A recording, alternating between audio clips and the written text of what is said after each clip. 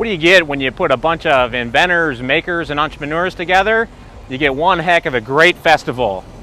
On this issue of Top of Mind, we are here in Kansas City Maker Faire, where we're celebrating all things made. I'm Thom Ruhe, and this is Top of Mind.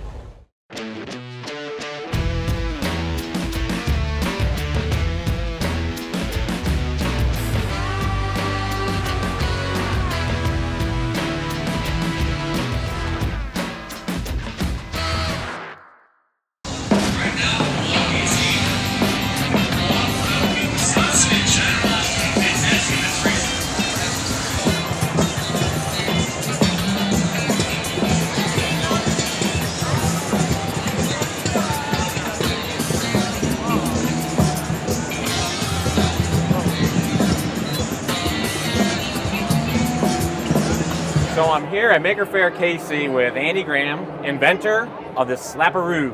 Yep, that's me. Andy, thanks for letting us come in and crash the booth here for a little bit. No problem. A lot of fun being here. People are getting a lot of attention today. Well, you got a lot of attention yesterday when I was here too. I saw that. That's what caught my eye. And as a matter of fact, I'm a proud owner now of a Slapperoo. Cool.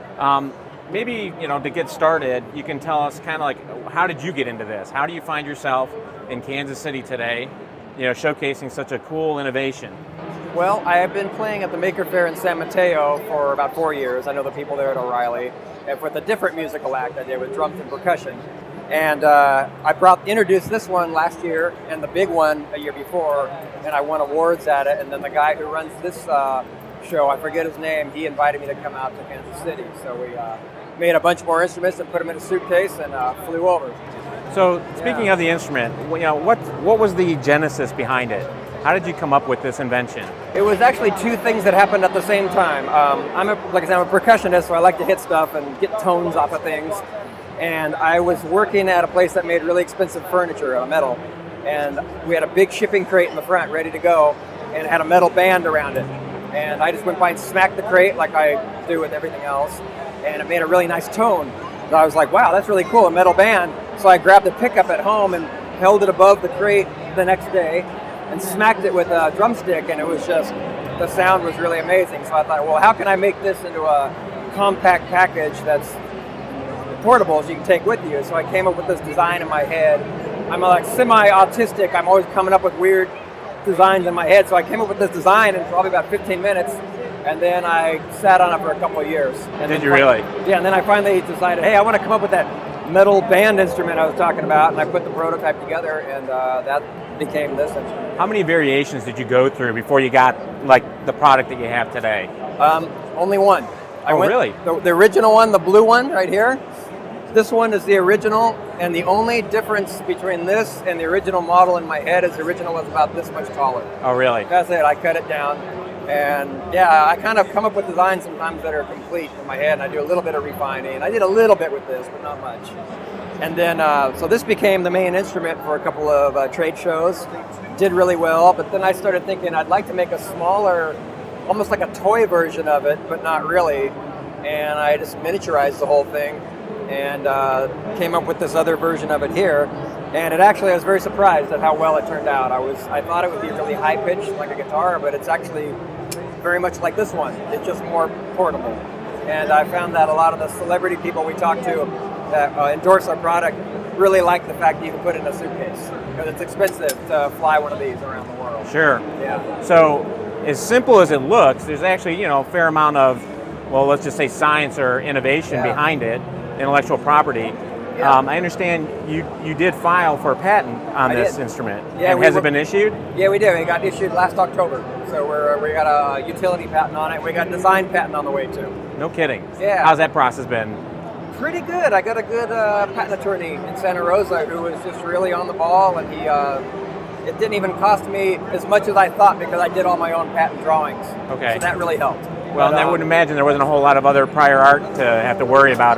No, he had to look real hard to find. He found a few things that looked the same, but they were so different that we were like, oh, this is going to be easy. And it issued about 3 years quicker than they normally do. That's what I was going to say. Based upon the date you told me you'd filed it being issued, the utility patent, that's almost record speed. Oh yeah, from application to the patent was only 8 months, which was unheard of. Usually it's years. And even my attorney was like, it came through. You know, so we were excited about that. There are entrepreneurs that just heard you say that and are dying now of jealousy. Because, you know, so many of theirs are years in the making, the patents. I got very fortunate with this because I learned I knew that if I kept the design as robust and simple as possible, it would be a stronger patent too. Because if you were to reverse engineer this, you'd have to make it more difficult to rip it off. It's about as simple as it can get. Everything you see is required to make it work. And I like that kind of engineering, the really robust, really straight lines. I like things like old BMW motorcycle engines. I like that kind of like simplicity and beauty, and that's what I try. That's something else. Now that, you know, that patent and the protection it affords you is important, especially now as I understand it, because this is, if I recall based upon our earlier conversation, this is your gig now, right? It is. I have been working steady work since I was in high school, and I took the big jump. Actually, 2.5 weeks ago, I stepped off of paycheck work from a really good job to do this full time, and I have to say I'm very excited. I'm kind of scared to death too. But I'm sure you are. But you know, it's like they say, if you only live once, this is the time to do it. You know, and I've been getting nothing but positive feedback. We've got 7 or 8 celebrities now that play the instrument. Elton John's drummer has one. Really? Yeah, we're getting up there. Dr. Lonnie Smith has one. Wow. I made him one that doubles as a walking stick. So he actually walks on stage with it, and he made it a permanent part of his act, which is really amazing because he's been playing for 50 years. That is cool. And he plays keyboards. So this is like, so the feedback keeps coming in. Whenever I get doubtful about it, I just watch one of the YouTube videos and go, oh yeah, people are doing stuff, you know. So it's exciting. And I tell you, in a year or two, you're going to look back at the anxiety you have right now and go, what was that all about? I know. I'm going to feel, hopefully I'll feel stupid. And they'll be like, oh, what was I worried about? It'll be a good stupid. Yeah, you know, security is one of those things. It's really hard to jump off of it into the real world and be like, here I go, I've got to sink or swim, you know. Well, you know, I'm a proud owner now, as I said, and I'm looking forward to sending videos to you after my daughter, you know, masters the instrument. Yeah, please do. We'll feature her. We'll put her on the site. We have a special page just for that.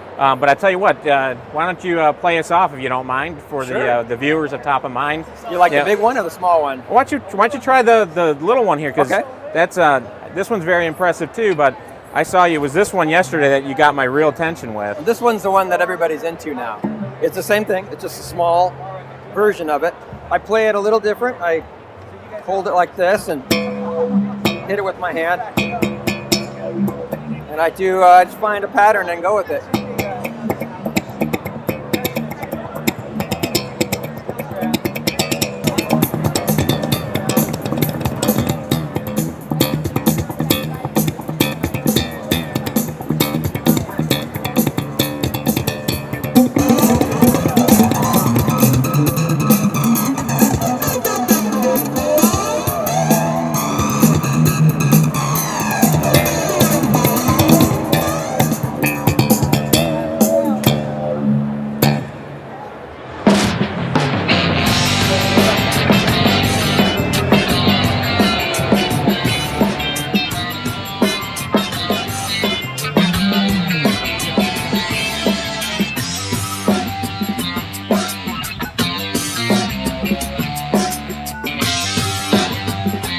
So I'm here with Greg Chafee, founder of Exotica Special Effects and Film. Greg, thank you so much for letting us be here today. Yep, nice to meet you. Glad to be here.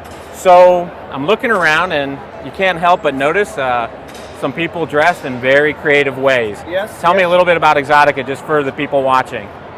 Came up with the concept. I've had the concept of Exotica for a long time. Exotic cars, exotic animals, anything over the top, unusual designs, one-offs, rare things. That's what's always interested me. I grew up with antiques, built custom cars, custom houses. Most things now I design custom waterfalls, fountains, work with polished granite in particular. And I've always been fascinated with film, of course. I love sci-fi. Decided to branch out after studying it. Might as well do it myself. And a lot of things cost too much to get into costume and have fun with that, so I just started building things. I have a lot of background in mechanical design and other industrial activities, so a lot of this comes natural to me, fabrication. I fabricate a lot of materials. The other thing is a lot of people out here have a lot of talent that's undiscovered, raw. So I've kind of been beating the bushes doing some of these cons, and I purposely seek out people that I think have talent and have vision, creativity, and bring them on board and encourage them and back them or sponsor them in other cons and events. So is Exotica in essence kind of a company that allows independent artists and artisans to do their craft? Is that what it is? Yeah, I hand select people I think have a vision that matches mine, and also too towards eventually film production.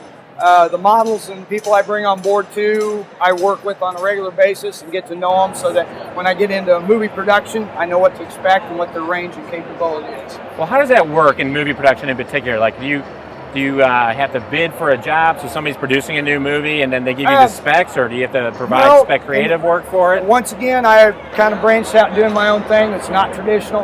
I've made a point to know most of the producers and directors in Kansas City, got to be friends with them. I've been involved in some of their productions. I share people who have a similar vision that I share. I work with them and trying to build a reputation of the people that I work with as being dependable, grounded, available, and creative.